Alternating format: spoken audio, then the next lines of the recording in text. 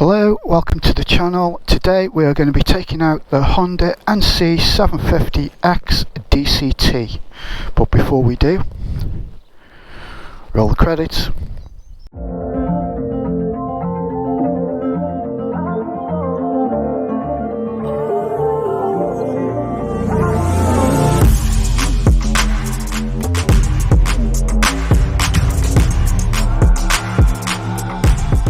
Okay, the first thing we notice when we approach the bike doesn't seem over imposing. It's not intimidating. It doesn't have that feel that it's going to be a handful to handle, or it's going to rip your arms out of your joints of acceleration.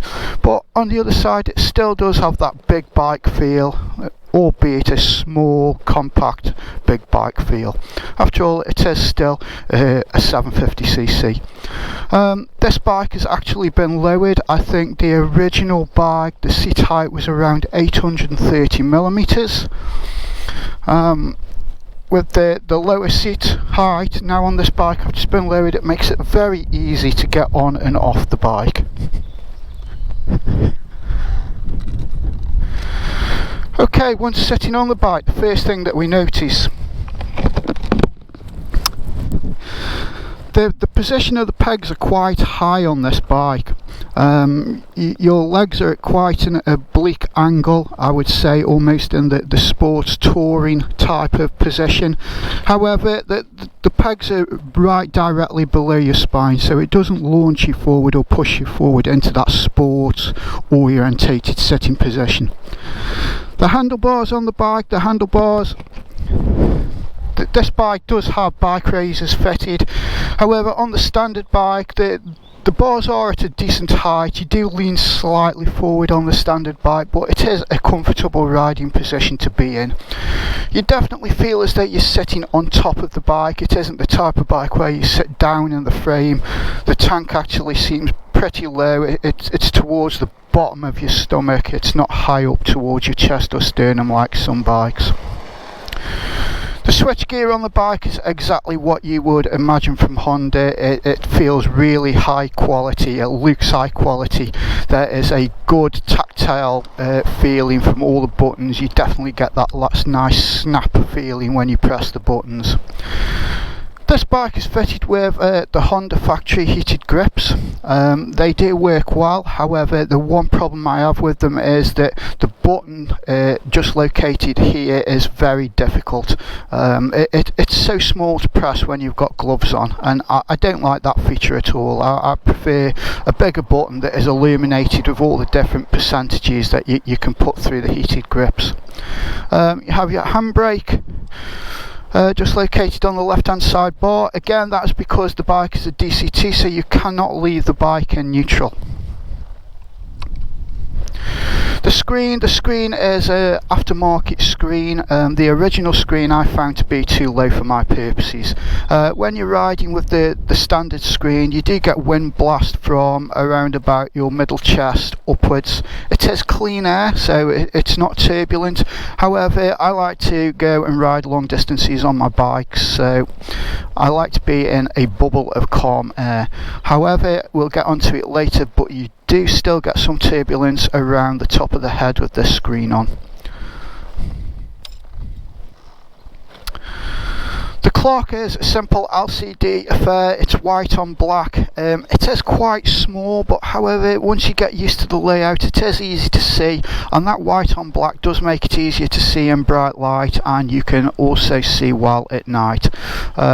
It has a rev counter, which is a bar that illuminates across the top and changes colour as the revs build. You have trip A and trip B. You have total miles covered, obviously a speedometer. You also have a gear indicator, a clock telling you the current time, and you have a fuel gauge. Okay, last but not least is the front brake. The front brake is span adjustable.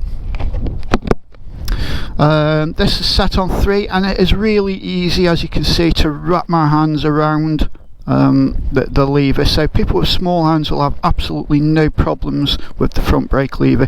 Obviously no clutch lever as it's DCT. I'm not going to go through the controls. On my channel I have an in-depth walk around review of this bike where I go through all the DCT controls and how everything works on the bike. The mirrors are very good on this bike as well. I can see virtually everything behind me. I get a tiny little bit of my shoulders and the first quarter of the mirror, but other than that I have a really good view behind me. Okay, so we'll pop the gloves on and we'll start her up. Okay, to put the bike in gear we just use the switch on the right hand side and we press drive, and that knocks us into normal drive mode, and as you can see 1 is indicated on the gear selector indicator. When you pull back the throttle it's a nice progressive linear delivery of power. It feels really well, it doesn't snatch, it doesn't shoot off. A lot of people are really worried when they're sitting at traffic lights, if they touch the throttle the bike's going to shoot away, and it doesn't. The one thing that I will say is the automatic gearbox, it does get you in the highest gear as quickly as possible. So for example now we're doing 26 miles an hour and we're already in 4th gear. The bike does have what you would call, I suppose, rider modes. It doesn't have gravel or touring or wet weather, it just has sport 1, 2 and 3, and it has a semi-manual mode where you can use the buttons on the left hand side to change up and down through the gearbox. But even when you're in full automatic mode you can still use that feature just by pressing the buttons to change down or change up, and it will do that and let you do that even in full automatic mode. I like to be in sport 2. I find that sport 2 changes gears more naturally to my riding style. It tends to hold the gears just a little bit longer, so it revs the engine out a little bit longer before changing down or up.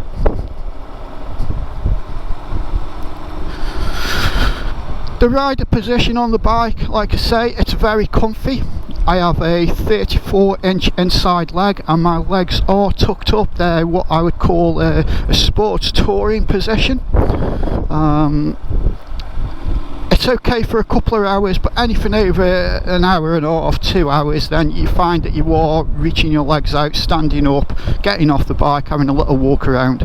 And I think that anybody with longer legs, more than 34 inches inside leg, would most probably find this bike quite cramped in the lower limb department. The seat is an aftermarket seat on this bike, which is very comfortable. However, the standard seat is comfortable, it's quite firm, but there's enough give in it to allow you to sit on the bike for many an hour without too many problems. The only downside of the seat is I found myself on the standard seat sliding forward, and I had to keep repositioning myself during the ride. I most probably definitely would recommend getting an aftermarket seat because of this, because it can detract from the ride and it can make you uncomfortable, and you just get sick of having to shuffle around all the time to get the right comfy riding position. The suspension does feel a little bit hard. I wouldn't say it's sports bike hard, but you definitely feel all the undulations and all the uneven surfaces coming through the handlebars from the front end. The front end does feel particularly stiff, which in a way isn't a bad thing. It's not uncomfortable, it's not intrusive, it does give you a lot of feedback of what the front end is doing on the bike. The bike is nice in corners, it corners really well. You don't have to put a lot of input to this bike to make it go round bends. It corners naturally, it goes where you want it to, basically, without much effort at all. So for a new rider, a new beginner, the cornering of this bike would be very agreeable. You always feel safe, you don't feel as though the bike is going to wash out from beneath you. I'm sure that the tyres are Metzeler Road Pilot, I think. I don't know, I'll have to have a look a little bit later what model, but they're definitely Metzeler's, and I like Metzeler's tyres, and I have to say I've never had no problems with the tyres on this bike in wet or cold or warm, dry, any sort of riding conditions. They seem to be more than adequate. They warm up really quick. From the minute you get on the bike, you never feel as though that the bike's going to wash away from under you. They do inspire confidence.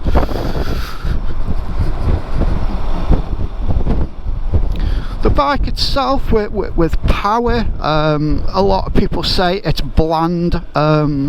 It's definitely not a sporty bike. I wouldn't class it as a sporty bike, but I think there's plenty of power there. You know, it is a 750cc engine. You've got plenty of power, roll-on power for overtaking, and even though the bike does get you in a high gear as quickly as possible, it's very torquey. It pulls from any rev range. The minute you pull that throttle back, it does respond. It will knock it down a gear, and even if it doesn't knock it down a gear, you've still got a lot of torque and a lot of linear smooth acceleration. And with it being automatic as well, you know, on a manual, if you're short shifting through the gears, especially if you've got a pillion on the back, you know, you can feel that lurch in between gears no matter how good a rider you are, and you know, you get the old knock in the back of the head from your pillion. With this bike, it's just one smooth endless acceleration through the gears. There's no lurching through the gears. Occasionally you'll hear the little click, you'll feel a little, I wouldn't say a clunk, but you will feel a little click through the bike as the bike changes gears, but a lot of the time you can't even tell. The only time you can tell that it's changed gear is just through the engine tone when it changes and selects another gear. I am a big fan of the DCT gearbox. One of the things that you'll find, you know, it is Marmite, you either love it or hate it, but what I will say to people is that going out and doing a test ride on a DCT, some people fall in love with it straight away, but for the people who don't really click with it, who don't like it, don't make a decision just on one test ride. I found that I had to ride this bike for around about a week before I started enjoying the DCT. When I first got on it, I wasn't much for it. I didn't think it was very good, but once I'd learned how to ride the bike and how the bike responds, I found that I was getting a lot more out of the DCT gearbox, and now I am a real big fan of DCT gearboxes. It isn't very good for going out and having an adrenaline ride, you know, going out on a Sunday afternoon and scratching around the country lanes. You do need a manual gearbox to do that. A manual gearbox is so much fun, but if you were touring, especially if you were taking a pillion, or you just want a relaxing bimble around the country lanes on a Sunday afternoon, then these things are absolutely amazing. They just take all the stress out of riding. You know, you sit on this bike and you just find your mind wandering, you know, wherever it may want to go, because you're so de-stressed. It's just absolutely fantastic. The bike would be brilliant for people who live in the city, who need a commuter bike, you know, in traffic, when you're crawling around or filtering in traffic jams. This bike is an absolute brilliant piece of kit for that kind of riding. Again, because you're not having to feather the clutch, you're not having to worry about selecting gears, and you just roll through the traffic and it sorts everything out for you. So absolutely brilliant. Again, another thing that this bike is well suited to is people who aren't confident with big heavy bikes. This is actually my wife's bike, and we like to go out and do a lot of touring around for long periods of time, and obviously we have to load the bikes up with all our kit. And although she's confident on big bikes, fast bikes, manual bikes, she's not confident when there's a lot of weight on the bike. And with this bike, it's not such an issue for her because she's not afraid of stalling the bike. You know, if you have to stop on a hill and do a hill start to junction, if she was loaded up with a lot of luggage, then she would be really worried. Whereas with this, she knows that there is no way that the bike can stall, and it just makes her feel a lot more confident. So that is another reason, another person that this bike would suit. Somebody who wants to go touring but isn't confident with the weight of a bike loaded up with a manual gearbox. Talking about the weight of the bike, although obviously being a 750, there is some considerable weight to the bike, however you can't feel it. We have a Suzuki 250 V-Strom, and pushing this around off the stand, you know, in the backyard, this feels as light and as easy to push around as that Suzuki 250. Again, when you're riding the bike, you can't feel any weight at all. It really does feel nice and light and responsive. The engine, you do get a lot of vibes through the bike, and they are quite lumpy. It isn't a high frequency vibe at all. It makes the engine feel very agricultural, I suppose the word is. It's almost as though you're riding a diesel motorbike.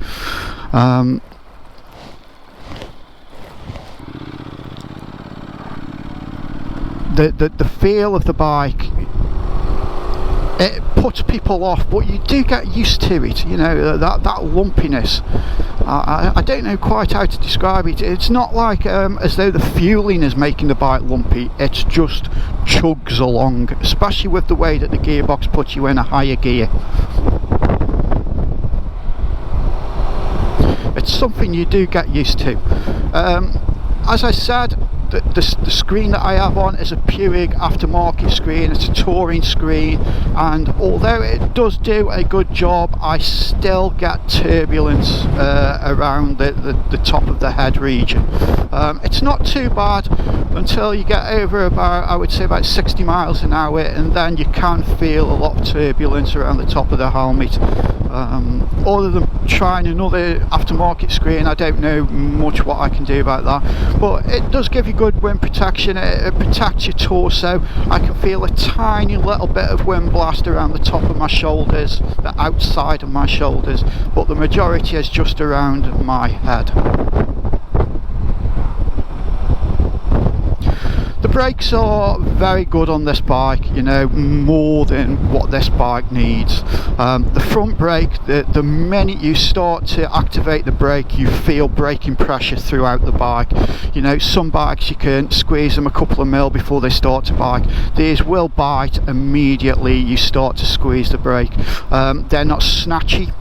It's a very linear progressive braking, however they are more sensitive. I have a Benelli TRK 502X, and they are far more sensitive and grippy than the brakes on that bike. The back brake is fine. You can feel it when the minute you start to press the back brake. It's not like throwing an anchor out. It's nice and progressive. It's really it's a soft back brake. I wouldn't say that it's under braked, but it's a soft back brake, which is really good on this bike, because with the DCT gearbox you don't get engine braking going into corners unless you use the buttons on the left hand side, and to me using those buttons it just doesn't feel natural. So you find that you are using the brakes and you are tail braking a lot more when you ride this bike using the DCT. I'll show you the roll-on power now. We're just behind this bike. It's gone down into second gear. We're almost coming to a stop, and again it just feels weird not having to press the clutch. Okay, so we're in first, throttle full back, and there really is power there, and we're already past the 60 mile an hour mark. And you know, so people who say that this bike is underpowered, you know, I just don't know what they're riding. They must be riding rocket ships if they think this bike is underpowered. There's plenty of power there, and there's plenty of power as well for overtaking, you know, from 40 all the way up to 80, 90 miles an hour. There is plenty of grunt to make easy overtaking on this bike. And you know, I accelerated there from virtually zero way past the 60 mark, and it really does push you back in the seat. You can feel the pull on your arms. So you know, a lot is made of this bike as underpowered, but it really isn't. It's underpowered if you're used to a Honda Fireblade or a Suzuki GXXR 1000. Yeah, top of the range sports bikes, this is underpowered compared to them, but it's not designed to be that type of bike. It's basically a commuter come touring bike, and there is ample power. You will not ever want more power on this bike if that's what you're using it for touring and just commuting.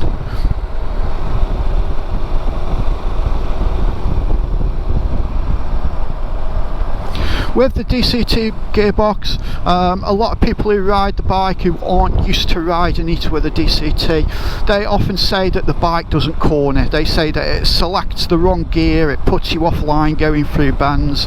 Well, in actual fact it doesn't. It's just that you have to change the way that you ride the bike. Normally on a geared bike, when you're riding spirited, you will come into a band, you'll identify the band, you'll identify the line you want to take through, you'll crash down through the gears and use engine braking, you'll accelerate out the other side.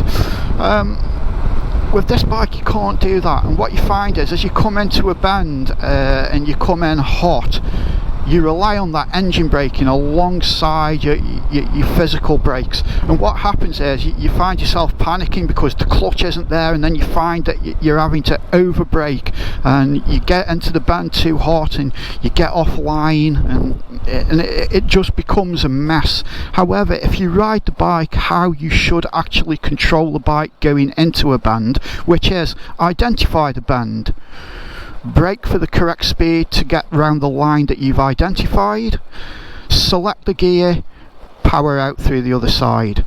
So if you do that on this bike, the bike will be in the right gear. You identify the bend, you use your brakes to slow down to the correct speed to navigate the bend, the bike will be in the right gear and you will get through on the line that you've taken it. And it does make your cornering really, really smooth when you get used to riding the bike like that. It's just that, you know, after years and years of riding manual bikes, we forget that is how we're supposed to ride, and we do over rely on engine braking and knocking it down through the gears to slow the bike going into bends.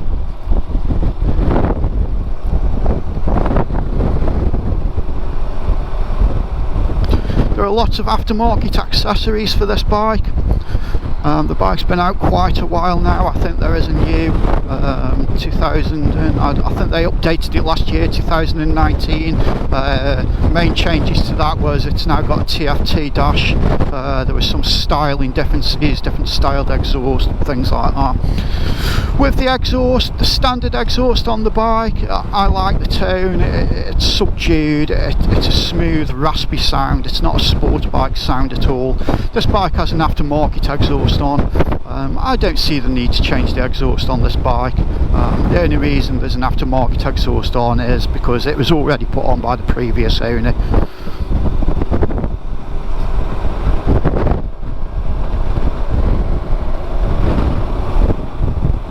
The fueling on the bike is really good, both at speed and through town.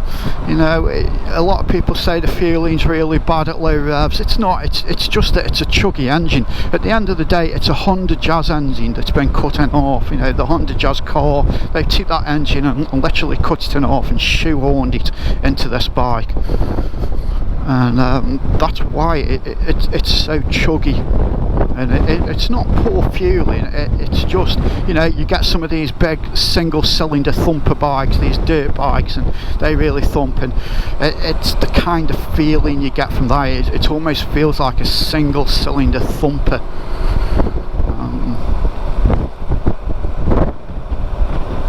I really enjoy riding the bike in all circumstances. You know, it's a great tour. It's great for just going down the shops, Sunday rides, The only thing that it's not brilliant for, like I say, is going out and scratching around the country lanes. I do prefer to ride a manual gearbox for that, but as I've said, you can make good progress once you've adapted the way that you ride your bike.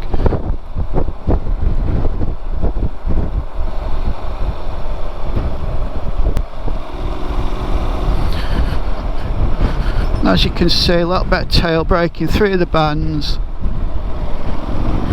and it's all about throttle control going through the bends with this bike. Into this bike we'll go in quite hot, and then we brake, we get the correct speed, off the brakes, accelerate through, and that is how you have to ride the bike. You have to be at the right spot, at the right speed before you commit for the bend, because you can't rely on knocking it down a gear and using engine braking as you're going through the bend.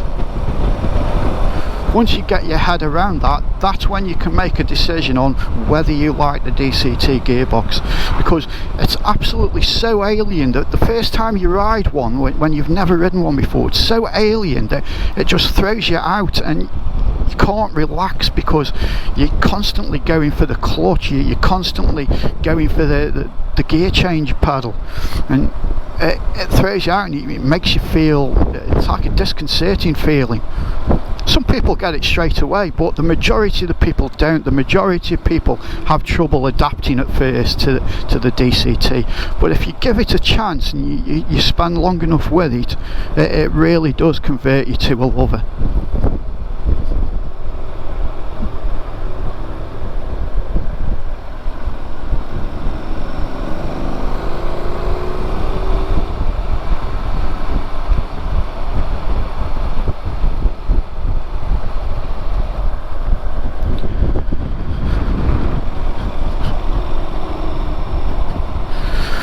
Few bikes here out enjoying the road now that the lockdown has been relaxed.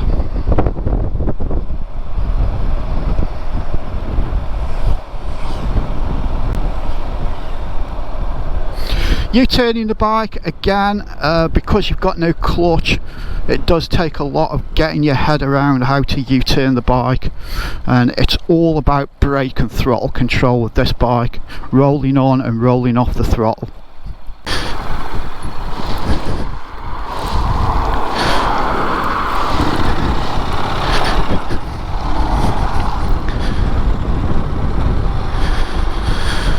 Okay, so that was a short review of the Honda NC750X DCT.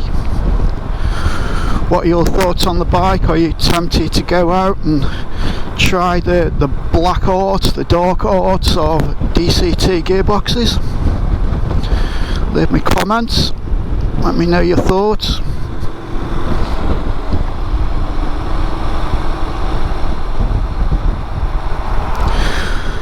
If you'd like to go to my channel, there is a in-depth walk around review of this bike and a few other bikes, and there's other bits and bobs, product reviews.